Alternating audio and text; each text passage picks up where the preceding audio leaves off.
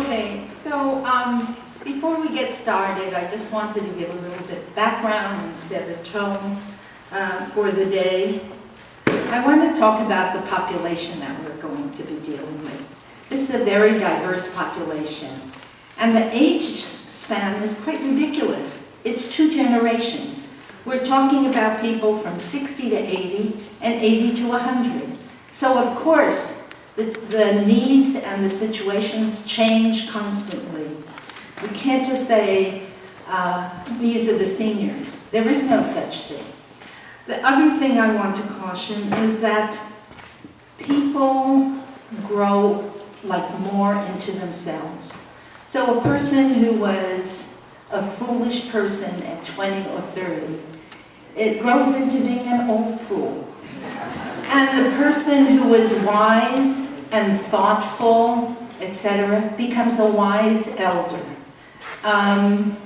Because you've had 60 or 70 years of life experience, you are more distinct and unique from the other than at any other age population. So given that,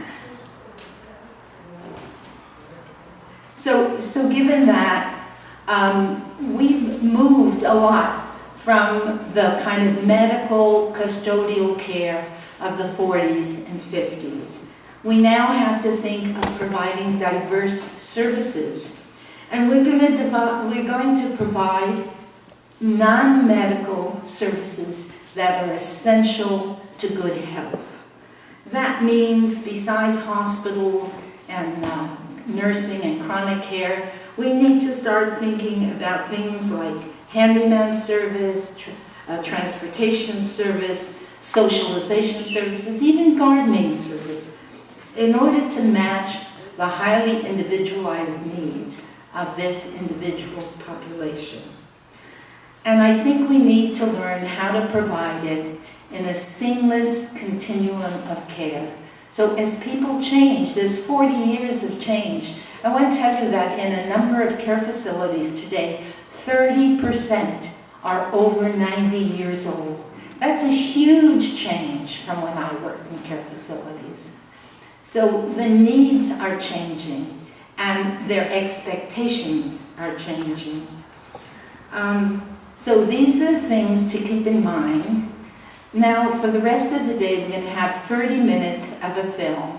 The film is going to look at all of these kinds of needs, from hospital care, assisted living, services in the community, general community services, and it'll be seen from the older person's point of view, the family point of view, and some service provider's point of view. So that will be the film.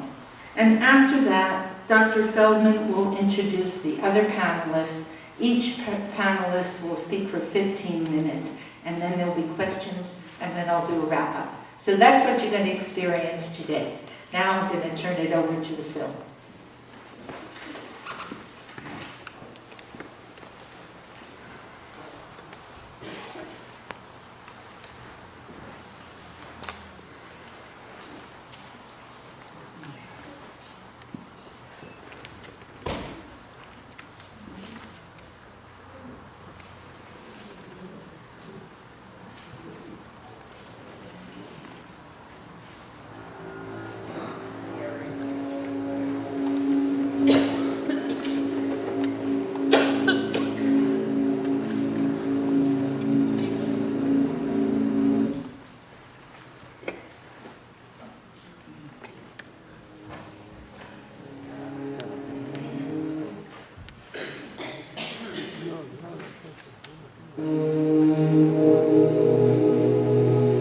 Why is senior healthcare so important? Well, senior healthcare is so important because every single human being is going to be a senior.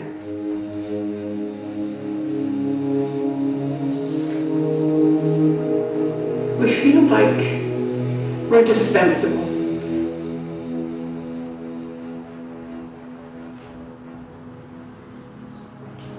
If you care like that and people care about you, you're still got a reason to keep going.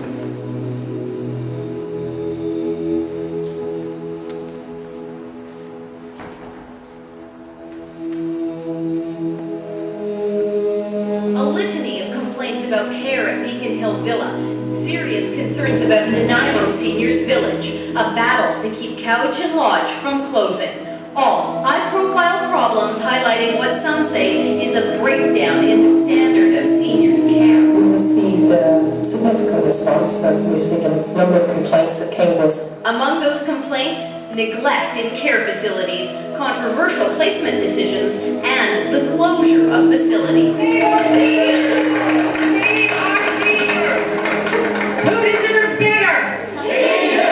They cut these programs. They have no idea what the effect they'll have on these people. We're talking about programs that cost a pittance compared to what they deliver. It doesn't make sense. When I saw these people protesting, it took me by surprise. I guess I always assumed that when people get older, they're taken care of by the healthcare system. To be honest though, it never really occurred to me to think that much about the elderly. I'm young, a long way off from having to worry about these things. But my parents are now officially senior citizens, and I'm starting to think about what the rest of their lives will be like. Canada's healthcare system includes three main areas: primary care, which mainly involves doctors in their offices, acute or hospital care, and home and community care. These services are geared to helping seniors and people with chronic health problems to live well in their own homes or in settings like long-term care homes for seniors.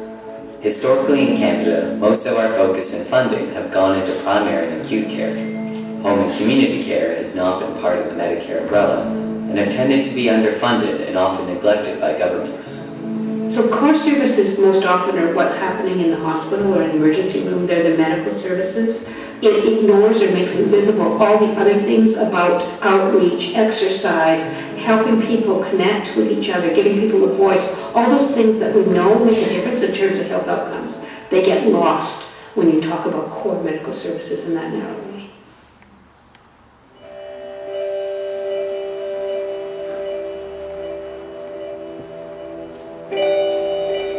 I decided to learn more about this often invisible part of healthcare for seniors, and in a way, I started at the end with dying. I went to Victoria on Vancouver Island and visited a palliative care or hospice unit, a type of community-based care that specializes in helping patients who are nearing the end of their lives. Hospice palliative care is care for those individuals who are facing advancing illness. So all of this is focused on the ability to provide an environment where the individual is calmer, more relaxed, and just to have a much more respectful, dignified death with more closure for them and their families. There are standards that perhaps are perceived today as nice add-ons, but in fact we would argue that having the bereavement counseling is an integral and important part of end-of-life care.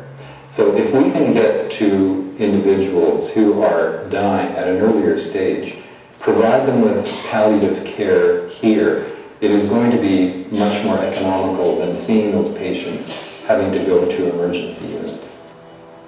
Well, my name is Julie, and I'm here with my mom, who was diagnosed in April of this year with a very aggressive brain tumor. And we have found our way to hospice now for end-of-life care. What I get from this hospice is that this nursing is more human. It's not just the person and the body that's being cared for. It's the mind, the spirit, the soul, the family. The family is being nursed and cared for as well as the patient. And I think that's very big. Jeremy Tate's mother was also a patient at the Victoria Hospice, but before being admitted, Jeremy's mother experienced great difficulty with her health due to the shortage of residential care beds, a growing problem in senior care. As a result, she ended up being constantly bounced from hospital to her home. About 5:30 on the Saturday night, my mother was admitted to hospice. The care she was given in hospice was exemplary. It was a complete contrast to the deficiencies of the existing health system. I should add that the difficulties that my mother faced in getting proper treatment were in large part a function of the shortage of residential care facilities. I believe in 2007-2008 in the Great Victoria Hospital, the place was jammed with people who don't need to be there. So my mother couldn't get a medical bed because the people in the medical beds who didn't need to be there any longer just simply couldn't get out because there's not enough residential care. I think it's vitally important that we have a strong home and community care system to support the frail elderly because they are vulnerable, and if they don't get properly cared for, they will bounce into hospital and cause the type of occurrences and experiences that my mother had. Since 2001, the population of British Columbian seniors over 85 has increased by 43%. Meanwhile, the number of residential care beds available decreased by 804 beds. There is a need to address the sheer numbers of people that are needing these services. So my concern is that while increasing evidence shows that there is a growing population of older individuals who will need this service, we aren't going to be ready for them. Palliative care is only one of many forms of home and community care.